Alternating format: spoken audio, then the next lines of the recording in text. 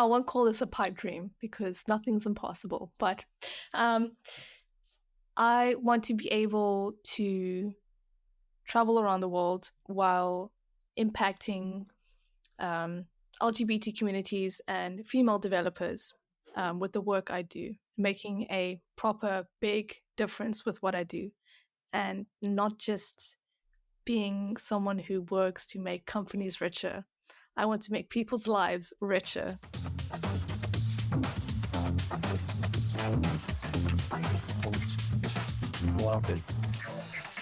Welcome to the Mycelium Network podcast, a podcast for early-stage web developers and the mentors, teachers, and communities that help them along the way.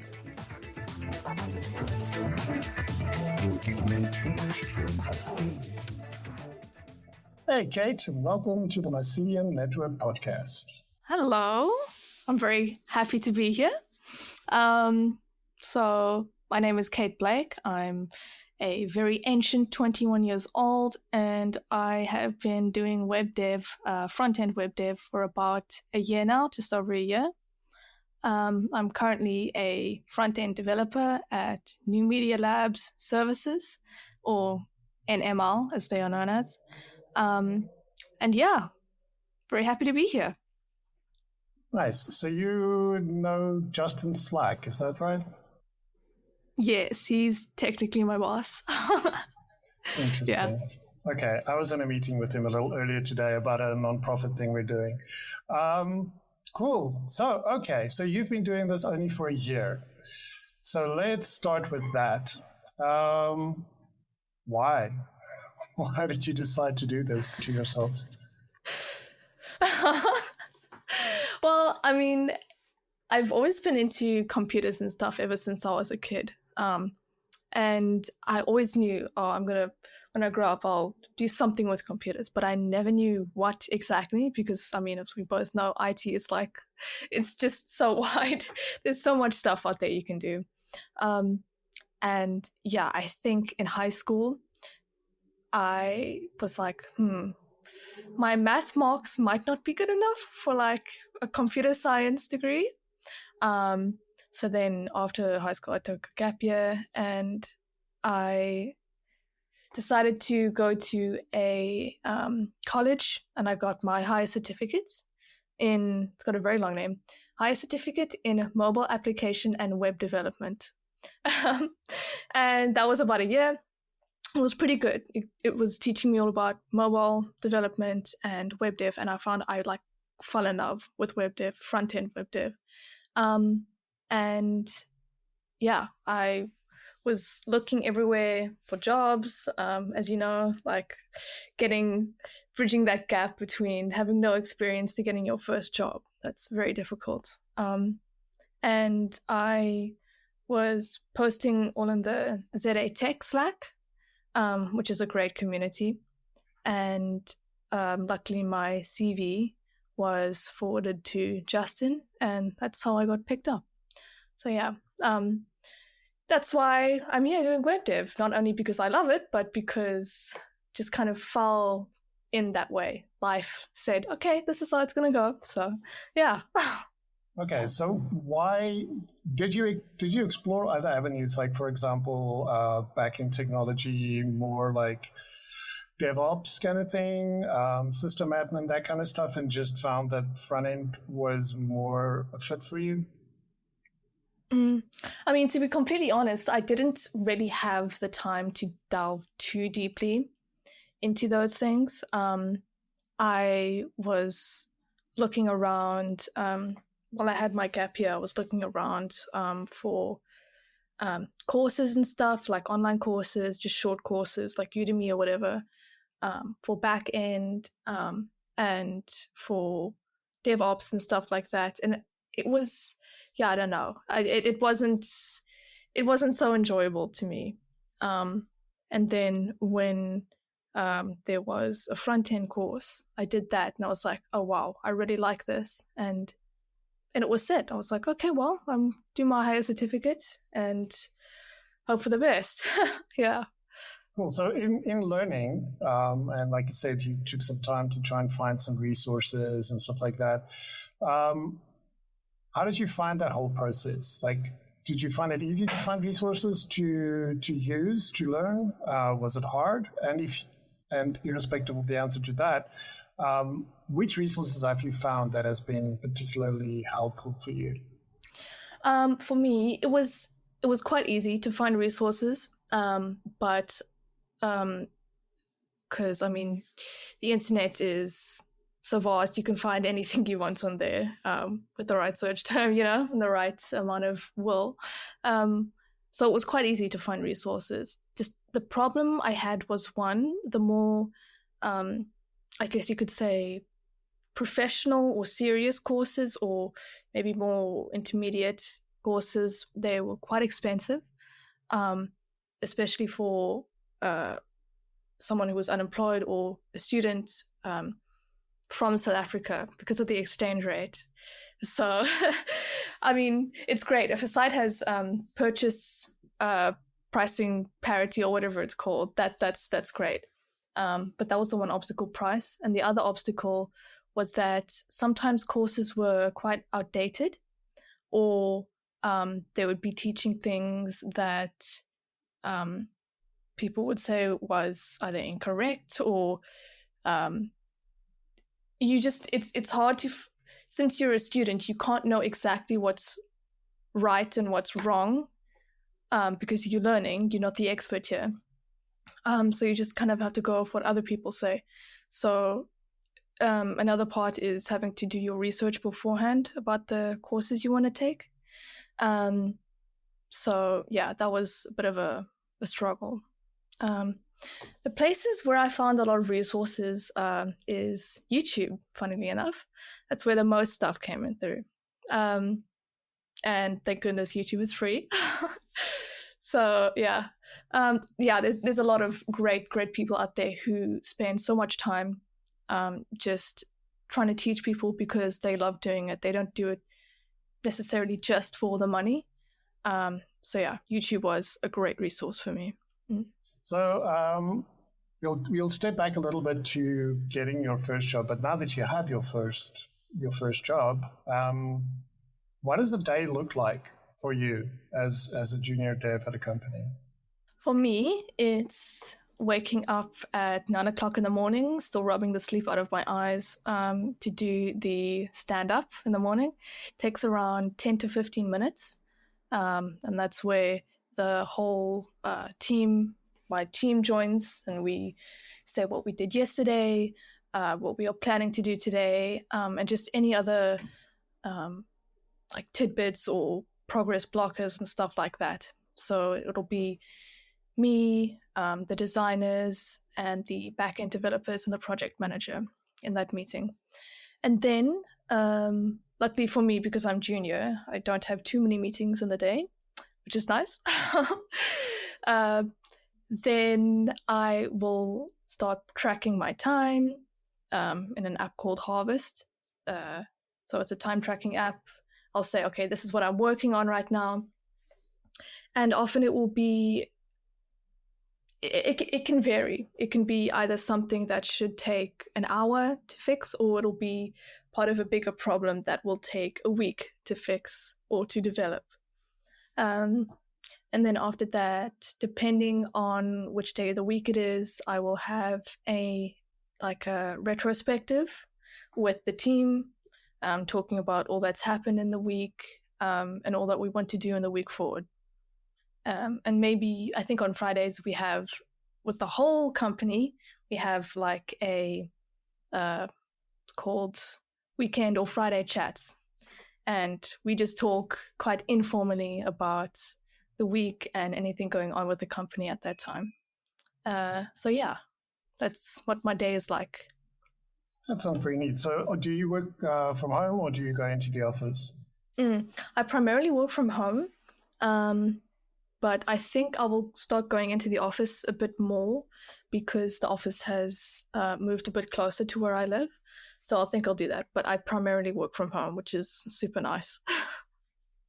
Yeah. Yeah, it's one of the benefits of tech, I guess. But sometimes it can be a negative. And I've heard, I can't remember, I think it's Martin Moore or somebody like that I spoke to, who mentioned that sometimes for junior developers, that can be more of a curse than a blessing, because you're new to all of this and you have a lot of questions, and you kind of do need a bit of hand holding in the beginning. Like, I mean, even for somebody that's been in tech, when you join a new company, there's a bunch of stuff that is not just that has nothing to do with code.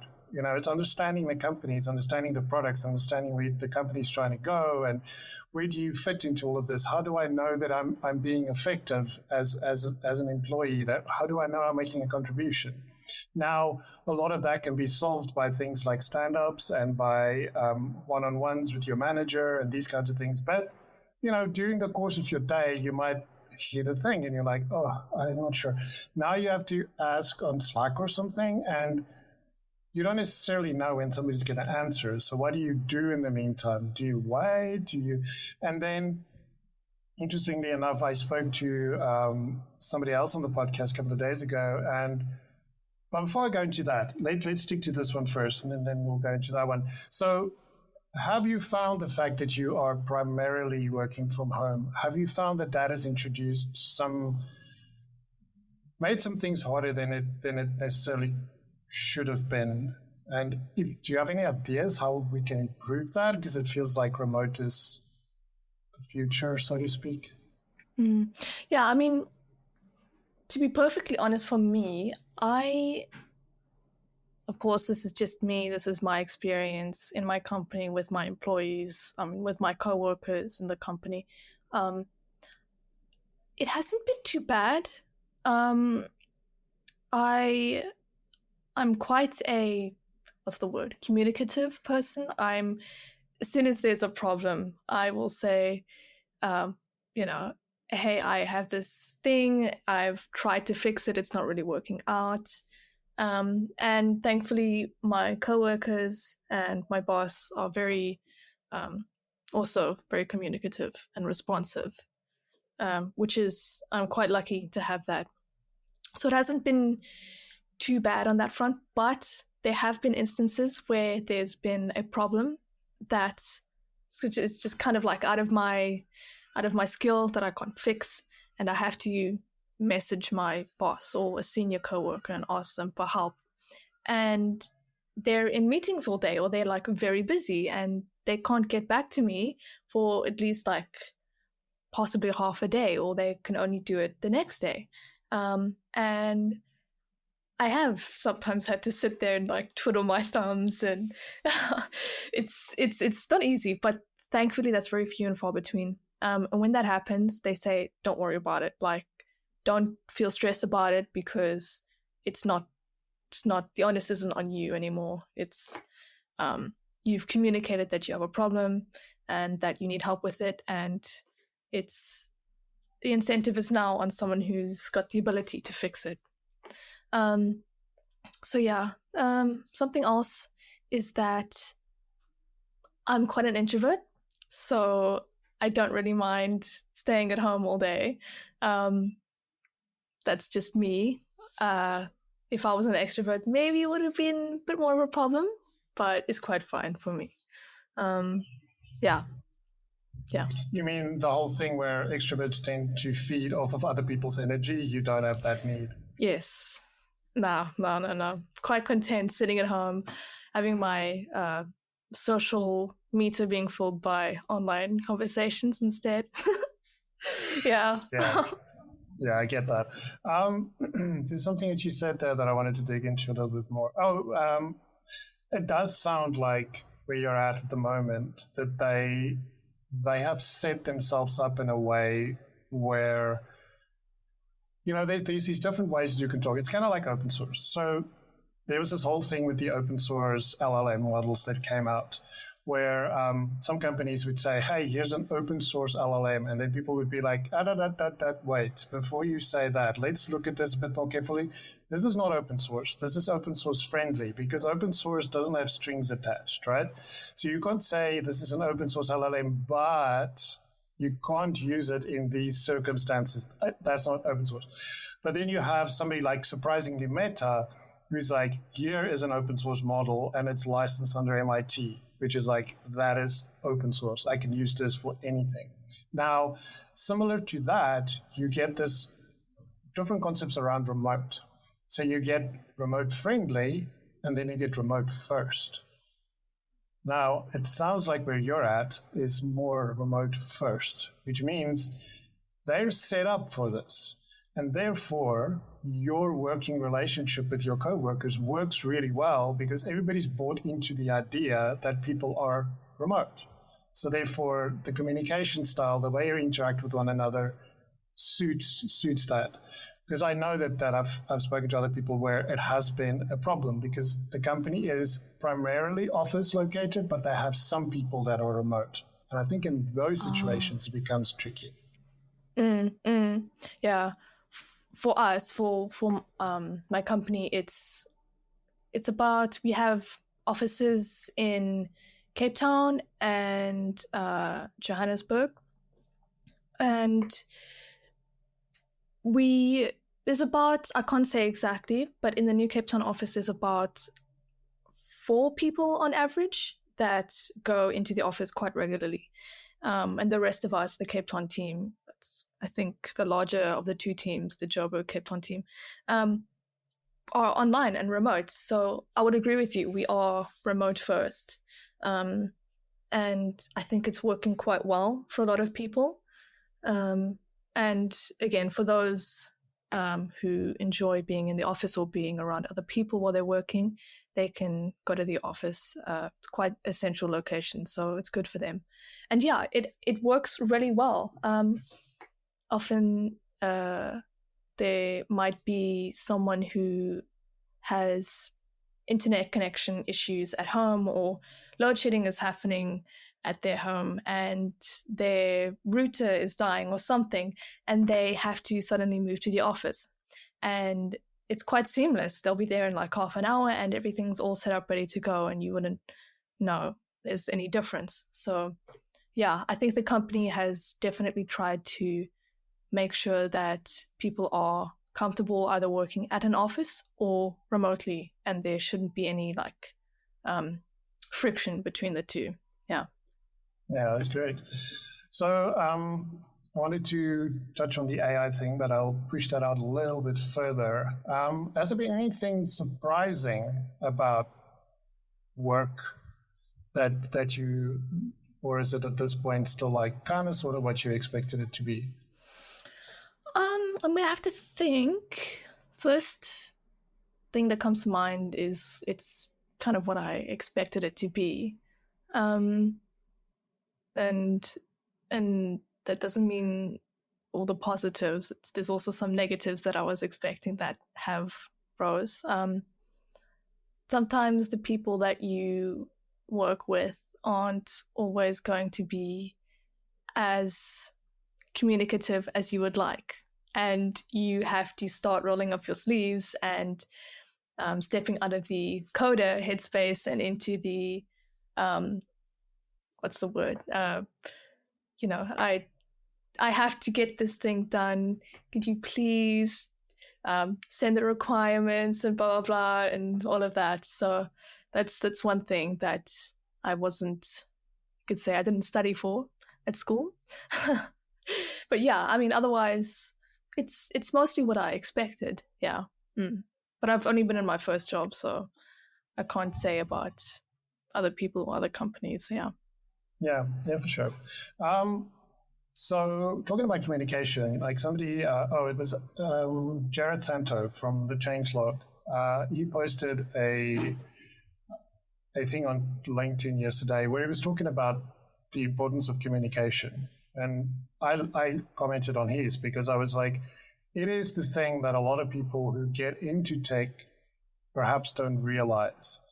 But without solid communication skills, it's going to be rough. It's going to be hard because you'd be surprised how much of your day is taken up by talking about the code that you're going to write as opposed to writing the code.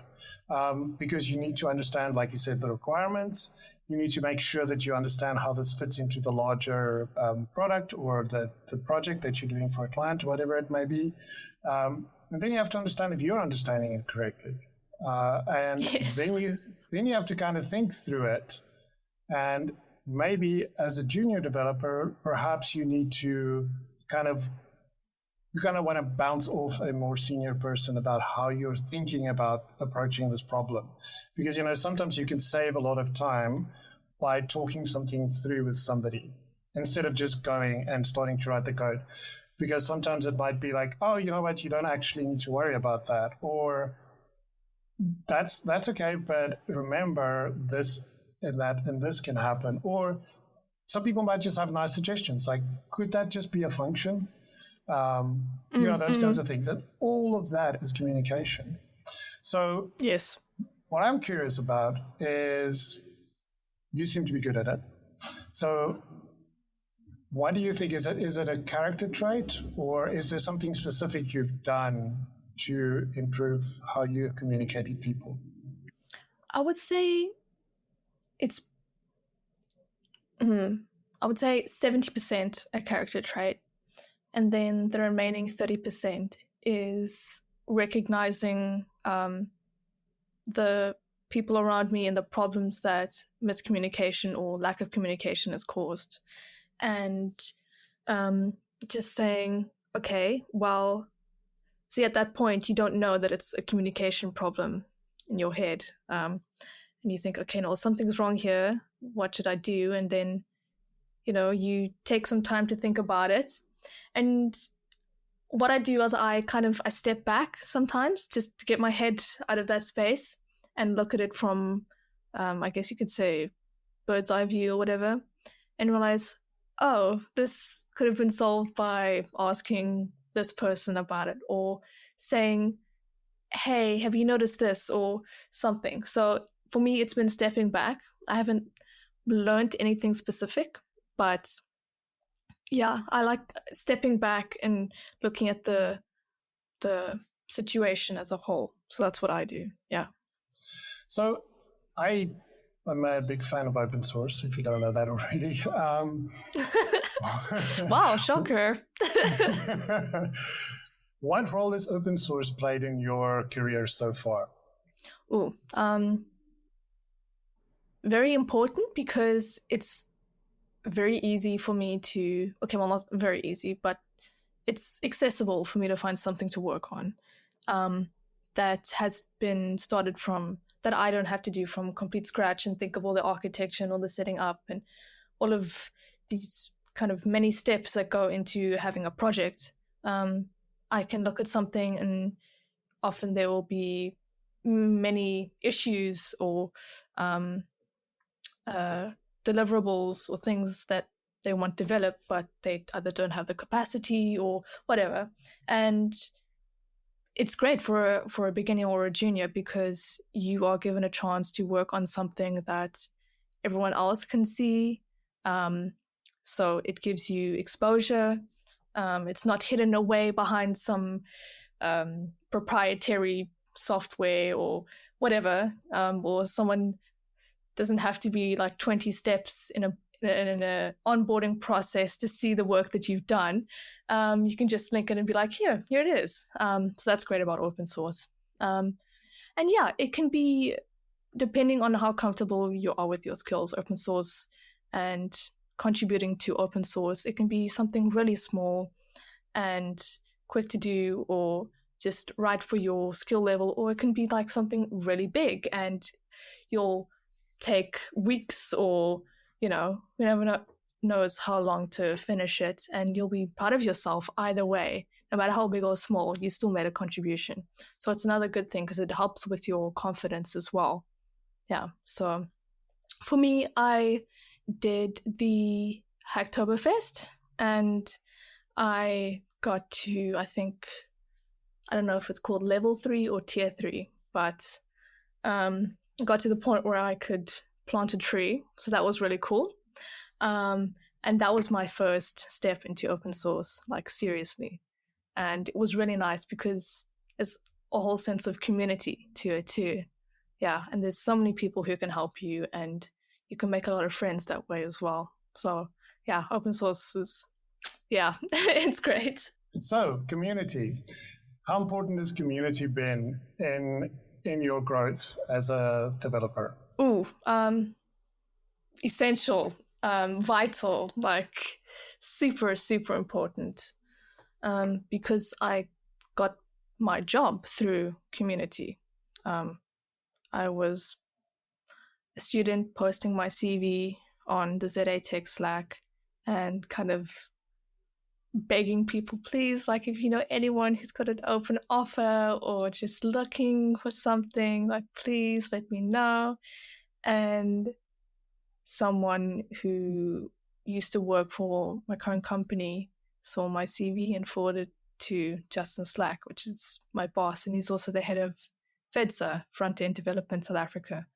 And he said, hey, well, we're looking for someone, so, and I had my interview, and that's how I ended up getting my job. So if you don't have a community out there to support you when you are either down or looking for a job or things are just feeling hopeless, communities like ZA Tech are great, or Mycelium Network as well, which you've got going.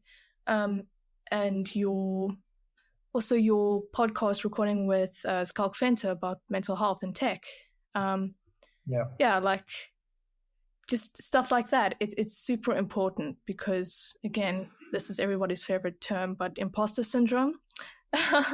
Yeah, it's real. And, to know you've got other people out there who are struggling with it and going through the exact same thing.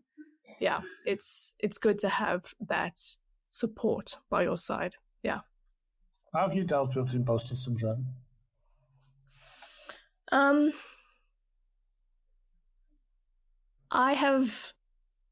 I've gone to my friends, I've gone to my family, and I've gone to communities like ZA Tech, and I said, hey, like,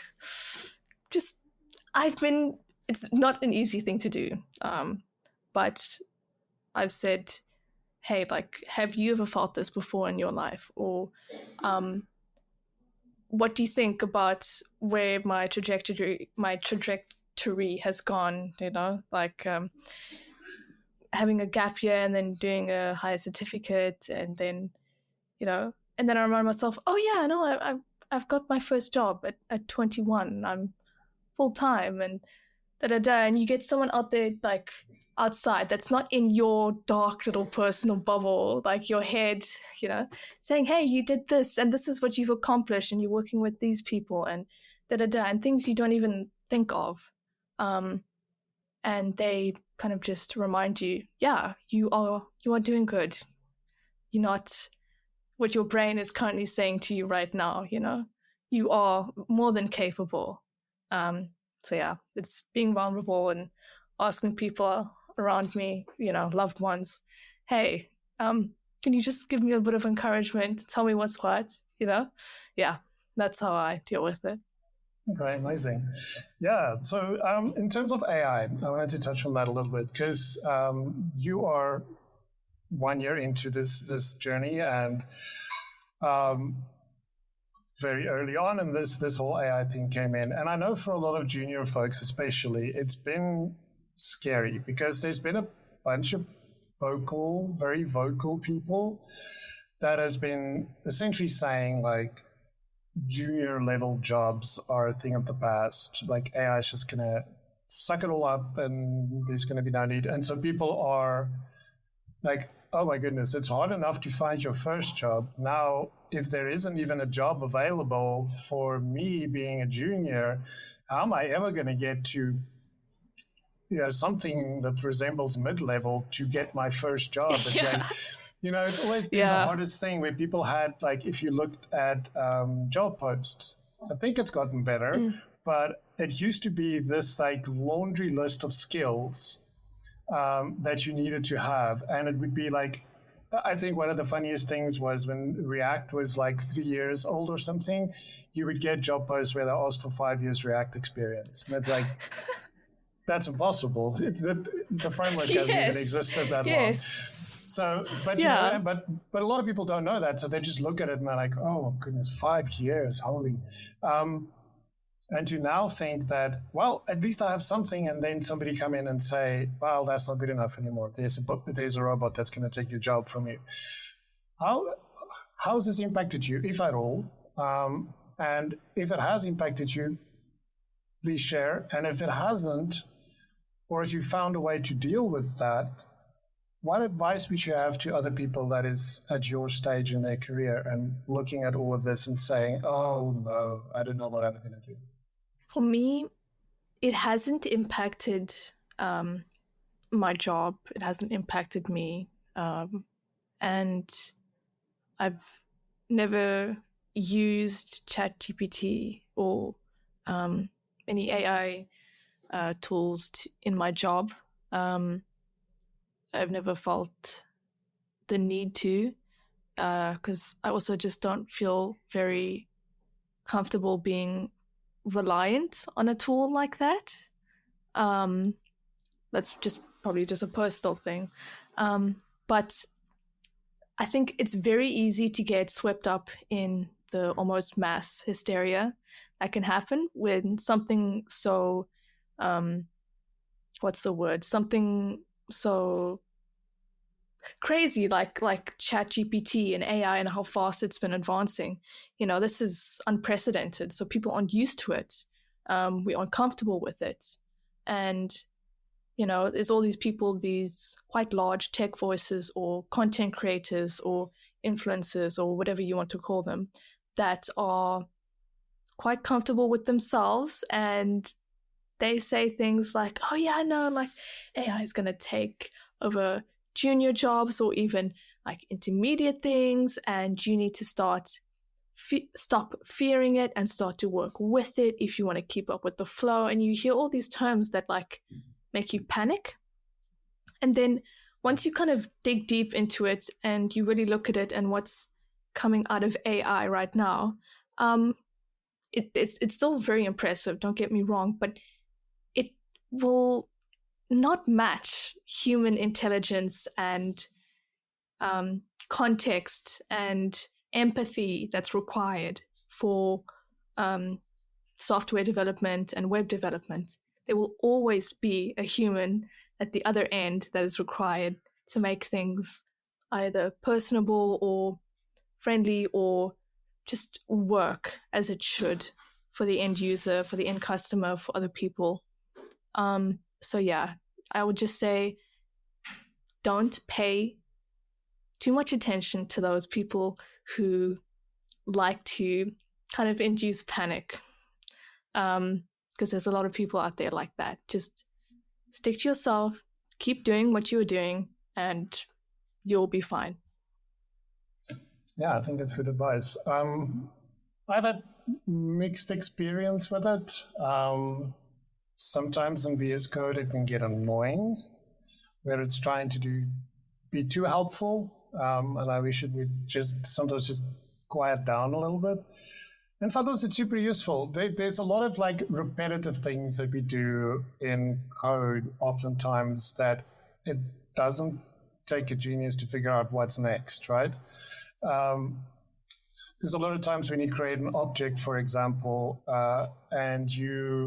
and that it's an array of objects, and each object has the same properties with similar values.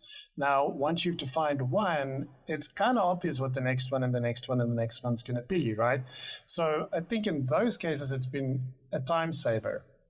What I have to say for junior specifically is the whole thing of this thing could be wrong, please be sure to double check. Heed that advice, because don't just copy paste and assume that it's correct. You might think that it is, run it, and it doesn't work, and now you're like, oh, and then you go back to the model and you say, oh, I'm getting this error, and it's going to be like, oh yeah, sorry, I actually meant this, and you will use that and it'll break also.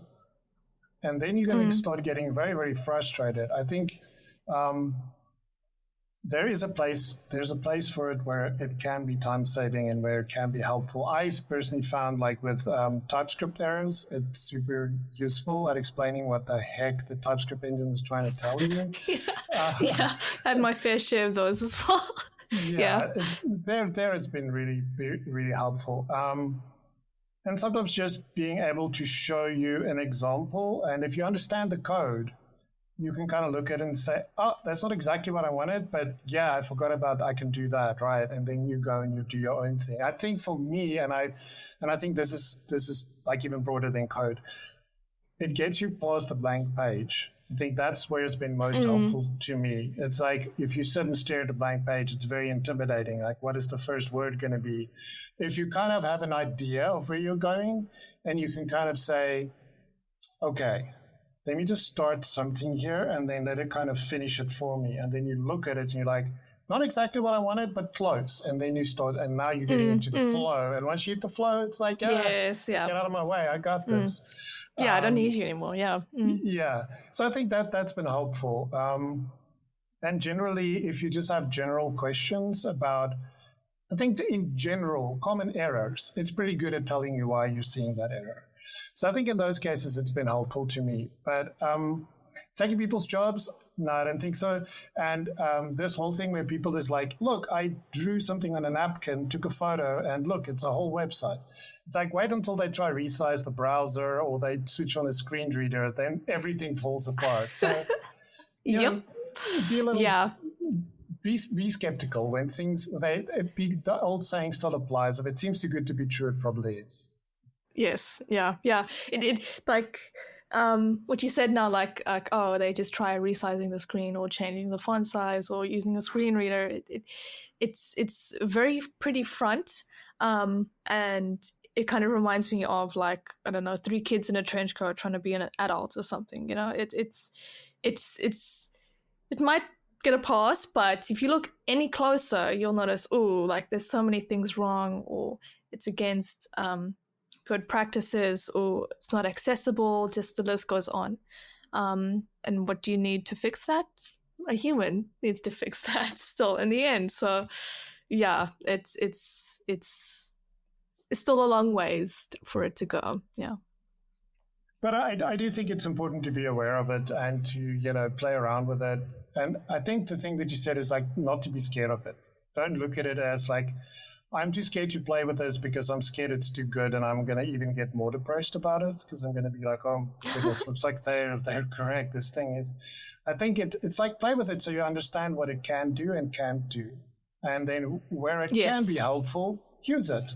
And where it gets in your way, just press escape and it'll go away. Yes. I think that's the important part there. One interesting thing that somebody else mentioned on the podcast is this fear of asking a stupid question. It's this fear of sounding like you don't know what you're doing. And I think that is something that, just so people know, this doesn't go away. It follows you everywhere because you're always new at something or there's always somebody better than you. But it's a real fear, I think especially in a market where the job market is so in flux, like right now, people are scared of losing their job. And so they're afraid of asking a question and people be like, you don't know that. That's a little concerning. So in those circumstances, people actually do use these bots because they feel less judged by asking a question. That speaks to the culture of the company, of course. If you don't feel that you can ask a question and not be judged for asking it.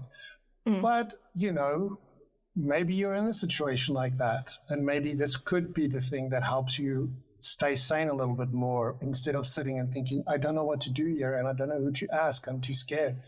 Maybe what can be that impartial, friendly co-programmer who just says, okay, let me see, I think I can figure this out and help you along the way a little bit. Yeah, no, I agree. I was thinking about it earlier, actually.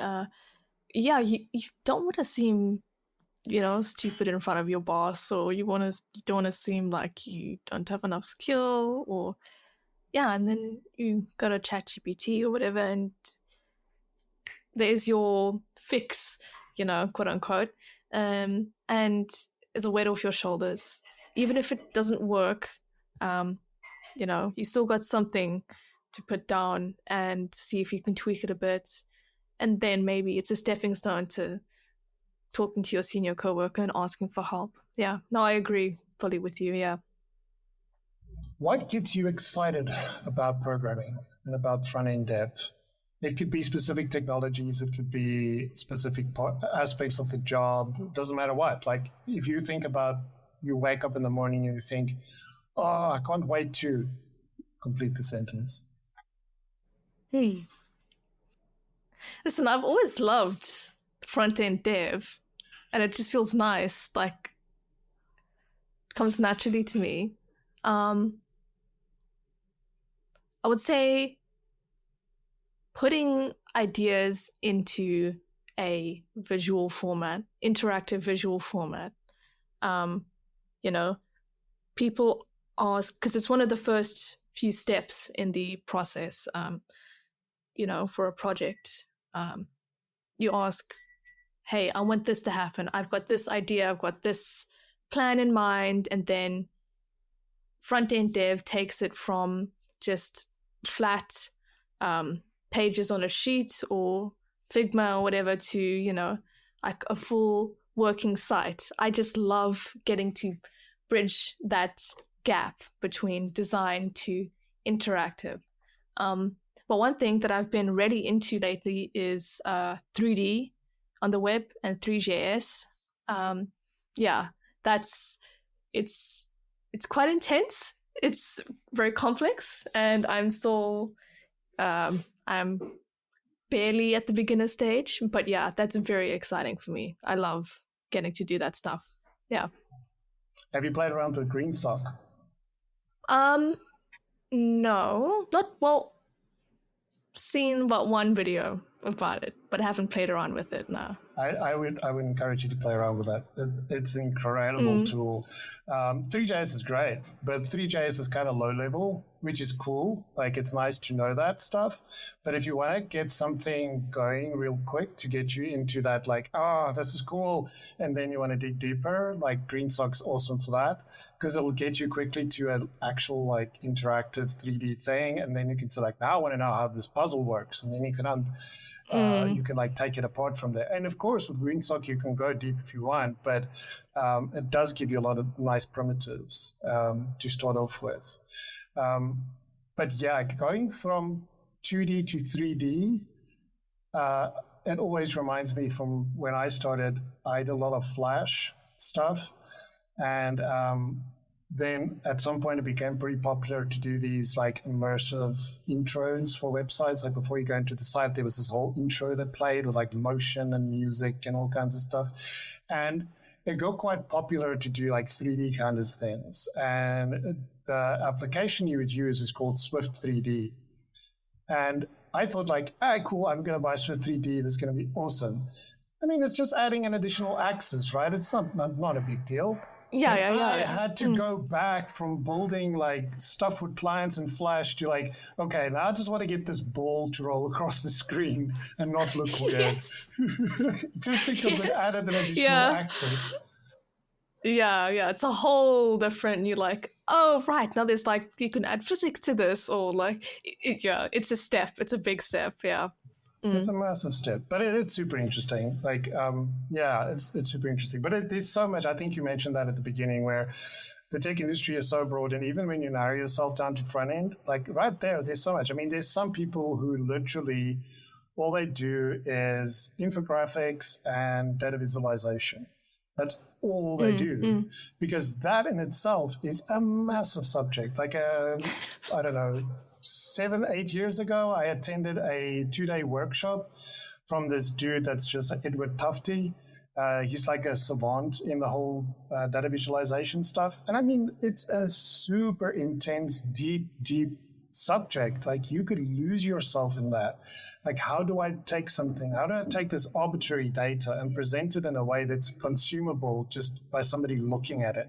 How do I take a foreign concept and visualize it in a manner that somebody could look at it and say, oh, I get it now. I see why global warming is a problem, because look at this line and where it used to be and where it's now. Oh, my goodness. So, and that's just a very small subset of what you could call front-end development. Yeah. Like, like you said, there's data viz, and I'm glad that they are experts in data viz and charts and stuff, because some of the stuff I've worked on, charts have been some of the biggest, pain in the necks. Spent like, get to that point where you're like running your fingers, like your hands over your face, like, oh, I just don't get it. Or and that's when you have to take a step back, and or maybe just ask ChatGPT or whatever. There's data viz, there's 3D, there's people who focus on animations and stuff on the web as well. That's also like quite tricky. There's just a lot of stuff you can do with front end dev, and I guess that's also another part of why I like front end dev so much, is because it's just part of this whole bigger ecosystem of the internet and the web and multimedia on the web. And it's just so interactive, and it's satisfying to see all this stuff go through the web. And I love it. Yeah, that's pretty clear. I'm glad you found something that you enjoy. But there's also the other side of it. Like, if you think about your career and where you are at now, what's the missing parts? Where do you know this is not a imposter syndrome thing? I know I'm not great at this and I want to get better. And again, because of the complexity of the industry and careers in general, this doesn't have to be code, by the way. I would say, for me, at the current moment, my strong suit isn't JavaScript or more, back-end heavy things or programming. I love CSS and HTML and all of that, but when it comes to like functions or a bit more complex things, it doesn't come as naturally to me as HTML and CSS, and that's one thing I'm kind of worried about, because the landscape of the web right now is quite framework heavy, and many frameworks are quite JavaScript dependent.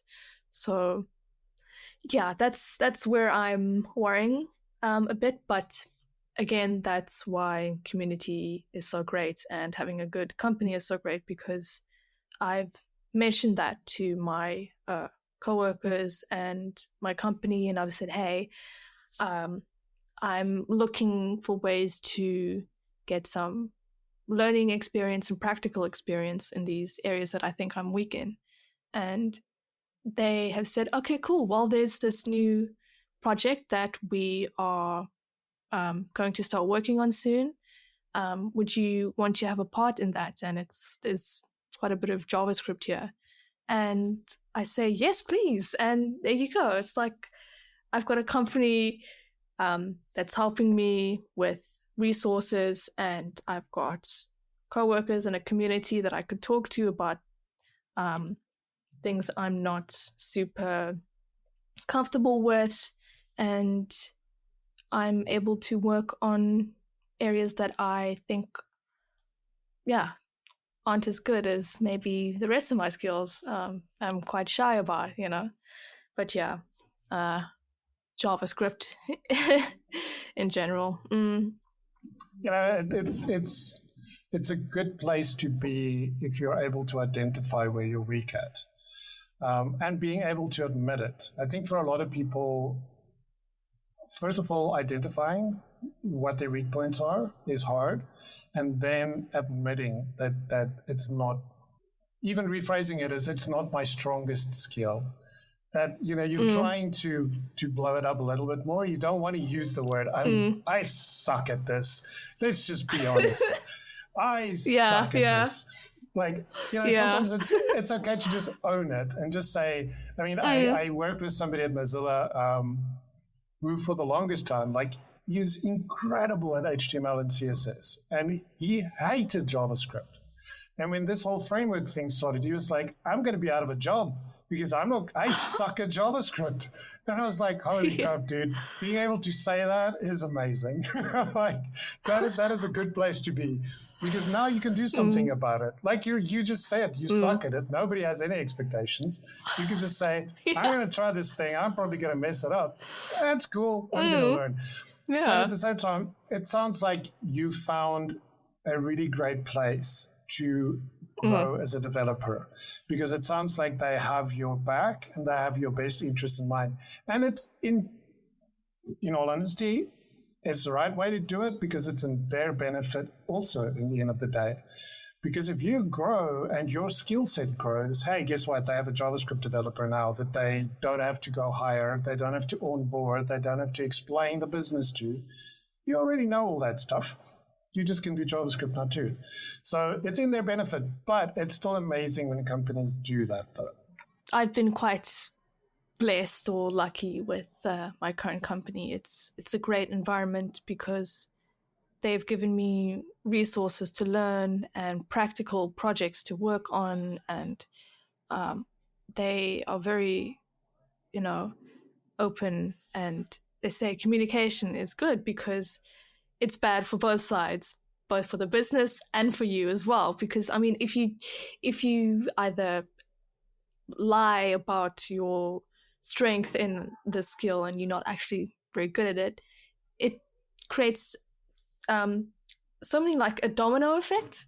Because the longer you keep going with it, the business is trusting you to be good at this and develop things that are good and not hastily like podged together and fingers crossed, toes crossed, is it going to work? And then something eventually down the line, it's going to break, or someone's going to find out, and now they have wasted money and time, and you've also broken trust as well. So I think, even though it's very hard, I think it's best to just be honest and vulnerable and say, yeah, it's not my strong suit, but I'm working on it. That's also another important thing, to say that I'm working on it. I'm trying. I'm not just going to sit here and let it fester. I'm working on it. Yeah. Yeah, it's a great attitude. Well, Kate, it was amazing to finally meet you, even if it's over video. Maybe one day I'll be in Cape Town and we can meet for reals. But until then, what if you look into the future and you dream a little bit, where do you see yourself? I don't know if you want to use years in the future, but just where do you hope to go with all of this tech and programming stuff? I think I won't call this a pipe dream because nothing's impossible, but I want to be able to travel around the world while impacting LGBT communities and female developers with the work I do, making a proper big difference with what I do, and not just being someone who works to make companies richer. I want to make people's lives richer. Yeah, that's what I'll say. That's an amazing place to end it. Well, thanks so much, Kate. This has been really great. I can't wait to share this with everybody. Wish you all of the greatest success, and I look forward to seeing what you build and what you do. Thank you. It's been an honor to be here.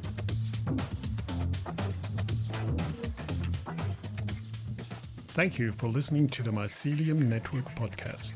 If you enjoyed this episode, share it with your friends. Leave us a review on Apple Podcasts and Spotify. Have something to add? Continue the conversation on GitHub and join the community on Slack. Until the next one, keep making the web awesome.